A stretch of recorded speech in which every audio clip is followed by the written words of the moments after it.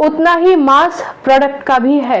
तो ये जो हमारा सेकंड पार्ट था कि which law of chemical combination will you use in solving this problem, तो आप लिखेंगे we will use law of conservation of mass, we will use law of conservation of mass in solving this problem, क्योंकि law of conservation of mass ही कहता था कि जितना reactant है उतना ही प्रोडक्ट बनेगा, जितना मास रिएक्टेंट का है उतना ही मास प्रोडक्ट का भी होगा। ठीक है, अच्छा अब एक यहाँ पॉज लीजिए और सुनिए, ये जो मैंने आपको अतिरिक्त स्टेप बताया ना, ये आपको लिखने की ज़रूरत पड़ेगी नहीं अगर आप शुरुआत में ही ये लिख देंगे, क्योंकि आपके पास यही तो नहीं था। आप इसकी जगह वैल्यू लगाइए, इन दोनों को कैलकुलेट कीजिए, ये आपने पहले से लिख ही रखा है, तो आप यहीं के यहीं जस्टिफाई कर सकते हैं।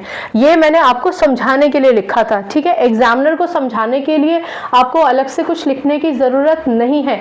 एग्जाम में अपना समय बचाइए, जो आपने पहले से लिख रखी है इक्वेशन, उसी इक्वेशन में आप वैल्यू पुट करके टोटल करके जस्टिफाई कर सकते हैं कि आप लॉ ऑफ कंजर्वेशन ऑफ मास के बेसिस पे इस क्वेश्चन को सॉल्व कर रहे हैं। एक और चीज समझिए, क्योंकि ये क्वेश्चन 9th स्टैंडर्ड में दे रखा है इसलिए इन्होंने वर्ड इक्वेशन का इस्तेमाल किया है।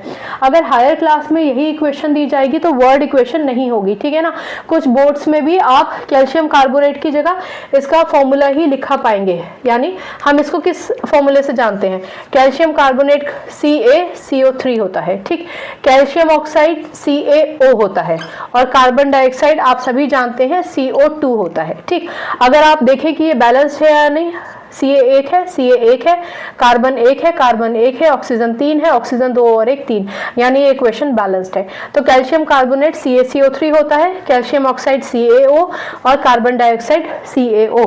मैं आपको मशवरा दूंगी कि 9th स्टैंडर्ड में आपको ये लिख कर आने की जरूरत नहीं है, इसके कोई अतिरिक्त नंबर नहीं मिलने हैं, नंबर सिर्फ उस पर मिलेंगे जो पूछा गया है उसके सोल्यूशन पर, दैट्स ऑल। ठीक है, पर अगर आप रेफर कर रहे हैं, आप समझना चाहते हैं फॉर्मूला क्या है इसका, एक्चुअल में हम इसको किससे कौन से सिंबल से रिप्रेजेंट करते हैं, इसलिए मैंने आपको लिख कर दे दिया है। ठीक है, तो ये था दूसरा क्वेश्चन एटम्स एंड मॉलिक्यूल्स का।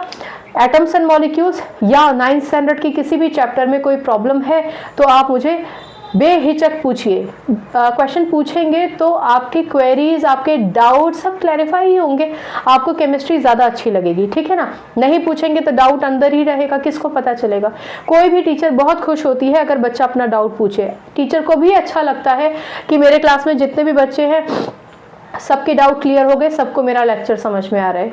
ऐसे ही सारे टीचर्स को लगता है, केवल हमें ही नहीं सब टीचर्स को। तो पूछिए, सवाल पूछिए। ठीक, बाकी केमिस्ट्री से अपनी केमिस्ट्री अच्छी बनाइए, शिक्षा ले आइए। अगली बार मिलने तक अपना ख्याल रखिए, खुश रहिए, नमस्कार।